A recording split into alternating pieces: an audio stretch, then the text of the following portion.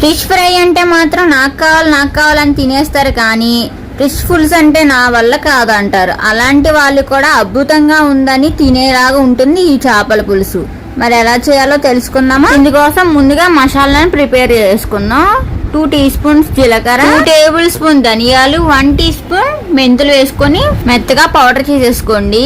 ఇప్పుడు 10 నుంచి 12 వెల్లుల్లి రెమ్మలు తీసుకొని ఇది కూడా మెత్తగా మిక్సీ పట్టేసుకొని పక్కన పెట్టేసుకోండి. ఇప్పుడు స్టవ్ ఆన్ చేసుకుని ప్యాన్ పెట్టేసుకొని 4 టేబుల్ స్పూన్స్ ఆయిల్ వేసుకొని ఒక 4 పచ్చిమిర్చి, ఒక రెమ్మ కరివేపాకు వేసుకొని వేగిపోయిన తర్వాత 3 మీడియం సైజ్ ఉల్లిపాయల్ని ఇలా కచ్చా పిచ్చగా మిక్సీ పట్టేసుకొని గోల్డెన్ బ్రౌన్ కలర్ వచ్చే వరకు వేయించేసుకోండి. ఇలా వేగిపోయిన తర్వాత ఒక పెద్ద టమాటా తీసుకుని చిన్న చిన్న ముక్కలు కట్ చేసుకుని అవి కూడా వేసుకుని మరొకసారి కలిపేసుకోండి.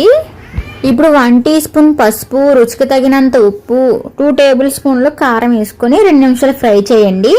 ఇలా ఫ్రై అయిన తర్వాత మనం మిక్సీ పట్టుకున్న ఫిష్ మసాలా కూడా వేసుకొని ఇంకొక 2 నిమిషాలు పచ్చివాసన పోయే వరకు వేయించండి. ఇలా వేగిన తర్వాత 1 కేజీ చేపలను తీసుకున్నానండి నేను. శుభ్రంగా వాష్ చేసేసుకొని ఇవి కూడా నిదానంగా వేసేసుకోండి. ఇప్పుడు జాగ్రత్తగా ముక్క విరగకుండా నిదానంగా కలిపేసుకొని మూత పెట్టుకొని ఒక 5 to 6 మినిట్స్ వరకు ఈ ముక్కలకి మసాలా అంతా బాగా పట్టేలాగా మగ్గనివ్వండి. చూడండి, ఇలా 5 మినిట్స్ అయిన తర్వాత మూత తీసుకొని మరొకసారి ముక్క అనేది విరగకుండా జాగ్రత్తగా కలిపేసుకోండి.